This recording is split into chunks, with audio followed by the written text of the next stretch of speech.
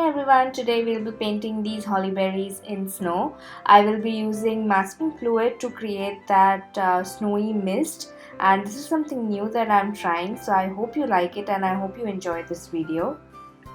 For the supplies, I'll be using the Jackson's Art masking fluid, and I'll also use a toothbrush for the spray.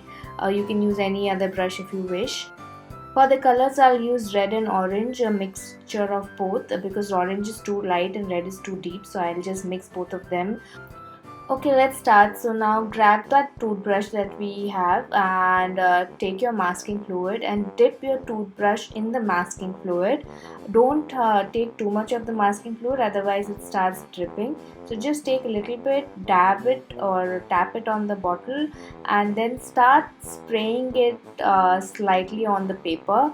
As I said, don't take too much of the masking fluid, otherwise it starts dripping. As you can see, I've taken a bit too much. And maybe hold your brush at an angle so that you're covering a larger area when you're spraying this masking fluid. This spray effect will actually give that snowy uh, top layer when you start painting. A tip would be to clear your table before you start spraying the masking fluid, because I forgot to do that and I had the masking fluid on everything on my table. So just make sure you clear your table and maybe cover it with a newspaper or something before you start spraying the masking fluid. Now we start adding some detail. Make sure you're using a brush which is not your favorite, because masking fluid will spoil your brush. So use something old. If you don't have a brush, you can just use a stick or something, or the back of a brush to add the details of this leaves. So we want the masking fluid on the edge of the leaves to give that snowy edge of for the leaves.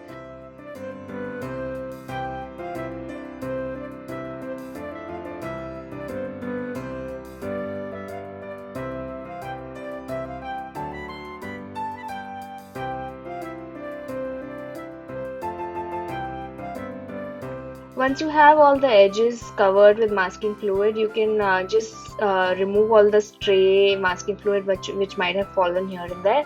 And maybe if you want to spray again and give a little more detail to the, or little more spraying to the berries, you can do that. I felt like the berries were a little empty, so I started adding some more masking fluid with my brush. Wait for the masking fluid to dry completely before you start painting. So now I waited for around 10 to 15 minutes and I touched the paper and the fluid was dry, so I started painting. For the paint, I'm using a mix of red and orange like I said before, and don't take too much pigmented paint. I'm taking a watery light value for the paint. And what you want to do is just paint the berries with this color. Right now we are not adding too much details to them. I'm just defining the berries, and you're painting on top of the masking fluid, so make sure you're not again using your favorite brush, because there is not too much detailing work here. I'm just adding the color, and since you will be touching the masking fluid, and I would just be a little careful and not use my favorite brush for this process.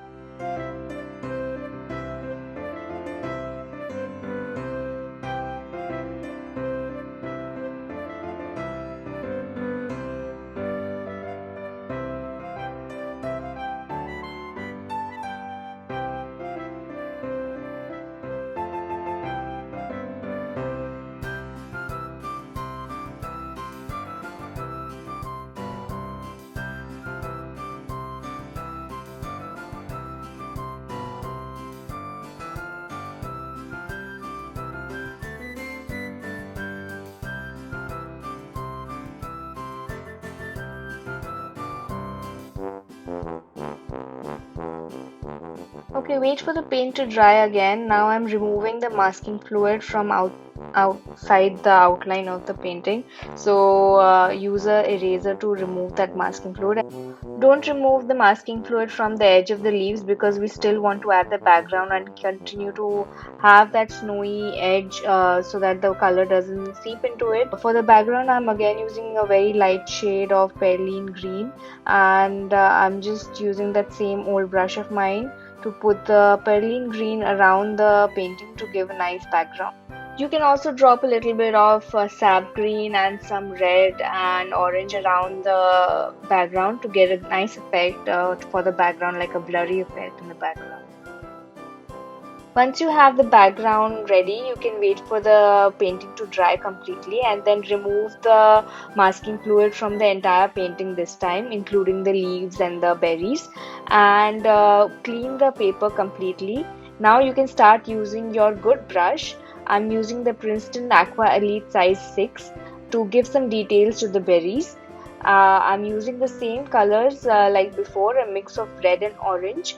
This time what I want is to give the berries which are behind a little darker shade. So I'll probably put that at the edge of the berries where a berry is overlapping the other one to give that darker shade to the berries or the shadow on the berries.